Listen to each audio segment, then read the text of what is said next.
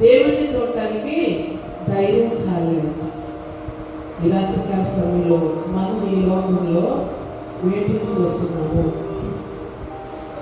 మనకు ఉపయోగకరమైన వాటిని చూస్తున్నావా, లేక మనకు నష్టం కలిగించే వాటిని చూస్తున్నావా? వాటికి దగ్గర అవుతున్నావా? సుంకరైతే దేవాలయానికి వెళ్ళి ఆకాశమున్న దేవుని వైపు చూసినట్టు ధైర్యం చాలక తన పాపాన్ని ఒప్పుకుంటూ రొమ్ము బాదుకుంటున్నాడు. ఇక్కడ యెషయా ఏం చేస్తున్నారు? అయ్యో అని ఆక్రందన చేస్తున్నాడు. పరిశుద్ధుడైన దేవుడిని చూసి నేను అపవిత్రమైన జీవుల మధ్య అపవిత్రమైన పెదవులు గలవాడి ప్రభువాన్ని ఆక్రందన చేస్తున్నాడు. ధైర్యం చాలు. దేవుడిని చూస్తున్నప్పుడు మన లోపాలు, మన పాపాలు, మనం ఈ లోకంలో ఏ విధంగా ఉన్నామో అవన్నీ కూడా చక్కగా మన కంటికి కనిపిస్తాయి. ఆకాశం వైపు కళ్ళెత్తకైనను ధైర్యం చాలక రొమ్ము కొట్టుకొనుచు దేవా పాపినైన నన్ను కరుణించమని పలుకుతున్నాడు. దేవుని ముఖకాంతిలోనంట ఏం కనపడుతుంది అంటే మన రహస్య పాపాలు కనపడుతుంది. వీటి ముఖకాంతిలో రహస్య పాపాలు కనపడుతుంది. విచిత్రంగా లేదా? ఏంటంటే విచిత్రంగా నేను ఆశ్చర్యంగా లేదా? దేవుని ముఖంలో మన రహస్య పాపాలు, మన పాపాలు కూడా కాదు, రహస్య పాపాలు కనపడుతుంది అంట.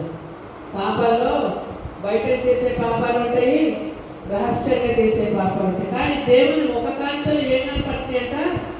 రహస్య పాపాలు. మనం అనుకుంటాం ఏదన్నా చూస్తున్నప్పుడు ఎవరు చూడట్లేదు అంటే, కానీ దేవుని ముఖకాంతిలో మనం చేసే ప్రతి రహస్య పాపాలు కల్పిస్తున్న కీర్తన 90వ కీర్తన 8వ వచనంలో మా దోషములు నీవు నీ ఎదుట ఉంచుకొని ఉన్నావు. 90వ కీర్తన 8వ వచనం. మా దోషములు నీవు నీ ఎదుట ఉంచుకొని ఉన్నావు, నీ ముఖకాంతిలో మా రహస్య పాపములు కనబడుచున్నవి. ఒకసారి పైకెత్తండి తల్లంలో. మన దోషాలు ఎవరి దగ్గర ఉన్నాయంట?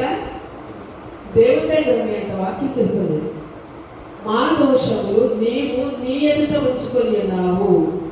మనం దోషం చేస్తూ ఉన్నప్పుడు ఏదన్నా దేవుడికి ఇష్టం లేని పని చేస్తూ ఉన్నప్పుడు ఎవరు చూడట్లేదు, ఏమీ కాదనుకుంటాం. కానీ మనం చేసేది ప్రతిదీ కూడా ఎవరి దగ్గర ఉందంట?